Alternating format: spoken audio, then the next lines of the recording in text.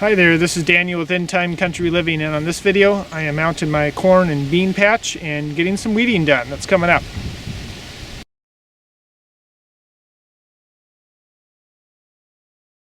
So this afternoon I am getting a little bit of weeding done. It's been probably a week or more since I've actually been out here and done much weeding in my corn and bean patch out here. This is my little extra field here, and I can do different crops in. Last fall, I think it was, I was watching some videos by Jean-Martin Fortier. He's a market gardener up in Canada, and he was showing some of his tools, and one of them was a wire weeder, and I had seen them demonstrated before, and I think Elliot Coleman has shown a few, and I've seen them for several years, but they never really I tried making them, and that wasn't very successful. And they're fairly expensive, so he mentioned his came from Two Bad Cats, so I looked up their website. So you can take a look at Two Bad Cats, look up their website. It's got some neat farming tools on there, but they have a wire weeder and with a handle, and that was I think about $75 or more. And I was like, wow, that's more than my budget can handle just for a hoe. So put it off, and then I looked later, and I noticed they had some replacement heads, and they were only about $4.75 to $5 a piece. So it's like, well, looking at them, they have some little the wires have been bent in a little bit, so they could go into the handle that they had, and they went straight down. It's like, I could put that over a handle. I could probably put a strap around that and tighten it down real hard, and I probably could make it work. So took a chance and ordered 3 of them there. Figured, well, I have 2 daughters that can make use of them in the future, and maybe there's other people that may want one, and since I'm already paying for shipping, might as well just get some at the same time. And so I went and got them, and I was able to put it onto a handle here. So I found myself a nice long handle here out in the woods. I think this one's, I think it's a maple or something like that, maple sapling that I was able to find that was fairly straight. Dry it out and peel it here, and so this is been using it here, so it's got some weeds on it. It shows it's been in use here, that it cleans off fairly easily. It's fairly smooth wire. Not sure, it's some kind of galvanized coating or something that's on it. But this is what it looks like here, and it's kind of neat because there's like 3 different sides to it. There's about 1.5 inch side here, and about a 4-inch or so. No, let's see, what was that? Yeah, I think I measured at 6. So this is about 6 inches there, and then, so this one's, you can use it as a flat side to pull along the ground. With about 6 inches, or if you need something a little bit more narrow, you can flip it on the side. There's a whole bunch of actually different variations on their website, so you can have some that are just a triangle piece, or some that are just, let's see here, remember, I think they're a double one, so they come down on both sides and they come up again. I think it's a little narrower in the side or something like that. I can't remember exactly. But there's different variations. This one's, I think, is the most versatile. So it's got the smaller points for getting in between the plants. It's to get narrow spaces. And then if you really need to dig something out, or you need to get right beside a plant and dig something out, you can use a little point here. So there's different areas on the hoe that you can just rotate it and use different parts of it to get out different weeds. So anyway, so you can see what I've kind of done here. So it kind of goes in on both sides, like I was mentioning, comes straight down and then kind of comes in. So I just drilled some holes and poked those in, and this one I think I may have etched. I don't think I really even did that. You can maybe etch a little bit in the wood there to make a little groove, but I don't think it really needs it. So I just made a hose clamp, stainless steel hose clamp on there. Put that on there real tight, and hasn't doesn't seem to wiggle or have any issues as far as the handle goes. So that seems to work fairly well. So that was a fairly inexpensive hoe for something that's new, not a a used expensive hoe that you can get for only a few dollars or something like that. But anyway, I haven't ever found any of these in the thrift store or anything like that secondhand, so these are fairly new on the market, so nobody's reselling them yet, still making use of them. So this is what's nice about this, because it's not sharp. You don't risk cutting your plant, so if you rake over the pull it over the top of a big plant, you usually don't hurt the plant. You maybe bend it a little bit, but usually you don't hurt the plant.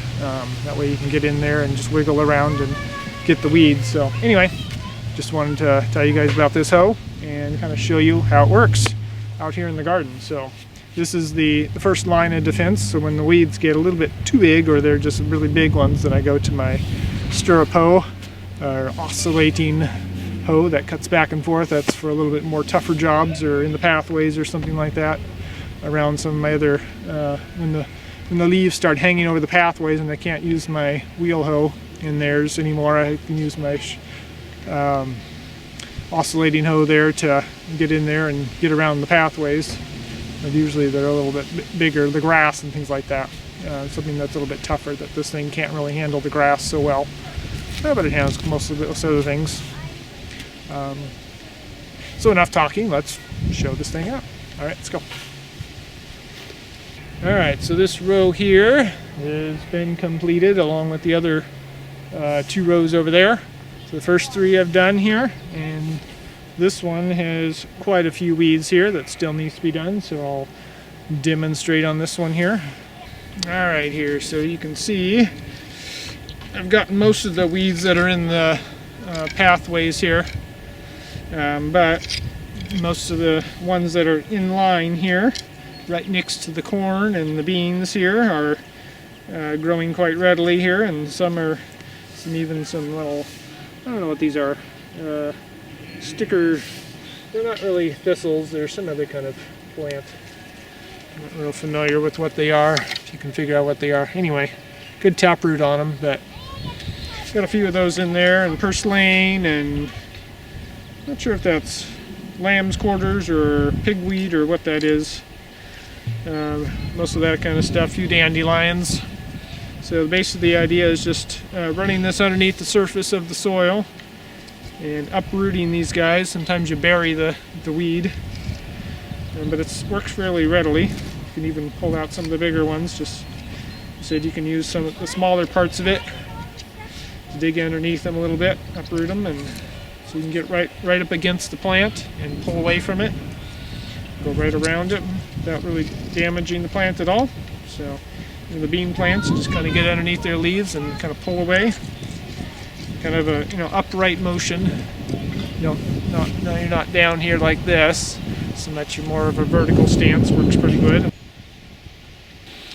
So just kind of moving along here and moving around the plants, and you can usually get real close to them. And usually I just try to do one side of the bed at a time and then come around on the other side and do that. That's a lot easier to see, because you kind of have to look underneath the leaves on these to be able to find the weeds in here, but you can go pretty quick, and it takes a little practice to learn how to maneuver the thing and a little hand-eye coordination, but you don't have to be down on your hands and knees pulling weeds, so that's a bonus. I have some lettuce in here that also came up volunteer, so it kind of gets left. And there's tomatoes in here, a couple tomatoes here. They can go, they don't need them, they're not going to be beneficial at all. Having quite the windstorm here. I hope you can hear me okay over all the wind that's blowing here. There, it dies down for a second here. Fairly cool day today. It's probably only 70 out here, 75 at the most, only when the sun's out on you.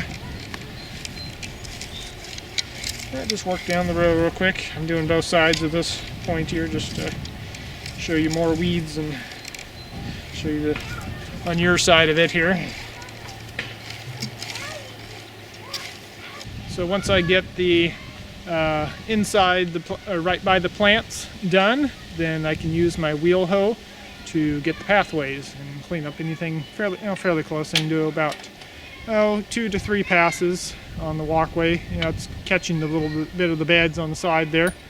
It saves time there. Sometimes I'll do it in advance, and I don't know if it really matters. It's kind of like mowing and string trimming. Which one do you want to do first? You can do the edges and then mow, or you can mow and then do the edges, what's left.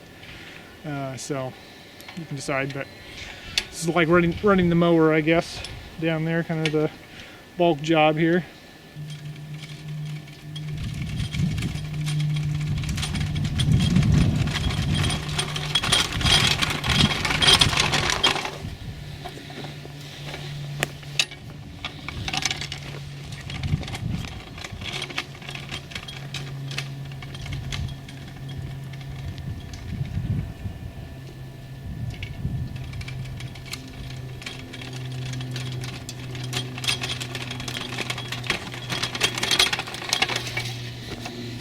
So that's how my wheel hoe works here. It's just kind of like an oscillating hoe type thing, only doesn't oscillate, but it cuts just nice swath. What is it here? About 10 inches, I think, wide. So that's a good width, and like I said, about 3 passes on beds that have a fairly narrow crop, and just 1 pass on things that are kind of a full bed or something like that. The pathways are 12 inches, so it catches most of what's in there, and I can catch the edges with the whatever hoe I'm using to get inside the beds. So anyway, this is about a $35 purchase, secondhand. They're quite a bit more expensive, in the $200 range for some of the Haas hoe, and some of the other ones you can probably find a little cheaper. This particular design is been around for quite a while. This one was patented 1924, so this is no new technology, but these are very handy. Just spins around like that with a nice blade on here. You just kind of scarfs underneath the surface of the ground and pulls out and cuts the weeds off here. So it's pretty good steel for being an older model, and this actually has other attachments that you can get. I have a cultivator that some tines. I don't use it a whole lot. I did try to use it on my to make furrows for planting, and that was a little sort of successful. They didn't really get the furrows deep enough, so I can't really say it was fabulous for that. But it could be used for loosening up the soil a little bit. Not terribly great for sandy soil, but I mean for clay soil. But anyway, I took that off because it's kind of gets in the way and kind of a pain to operate, since most what I use it for is for weeding. So anyway, thought I'd show you that. It works pretty good for doing large areas. So you can see I kind of got a little bit of a weed problem here. They've kind of gotten out of hand here, so I'm going to quickly take care of that with my wheel hoe here. Run it back and forth over this. This is kind of a new bed area. It's been tilled up and used to be mended, all the rocks taken out, and compost laid on the surface and put into production. So I won't have to disturb the soil anymore on it, other than just a little bit of weeding.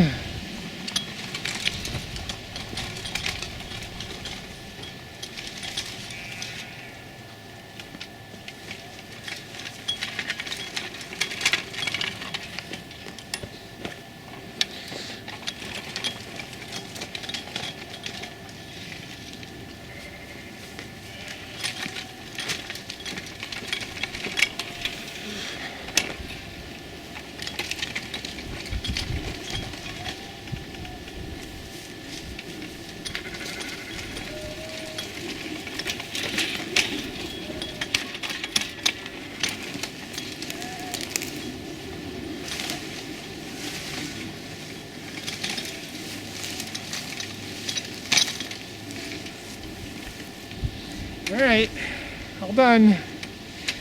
Make short order of things. Alright, done. make short order of things. So you see it's very, very time consuming. I mean, yeah, time consuming. No, very time saving. So recommend if you look around for them and see if you can find one secondhand or on Craigslist, eBay, anywhere you can pick one up. Very handy when you got a little bit of space to take care of, especially in the country, and you want to have a little bit, a big cornfield or bean field or anything like that. Potatoes, be very useful for getting around in the pathways, especially, and even on the edges of the bed when the plants are a little bit smaller, just to take care of those weeds. Most of the time, the weed pressure, and about now, it's starting to decrease significantly. So once I get this last weeding done, I probably won't have to do much.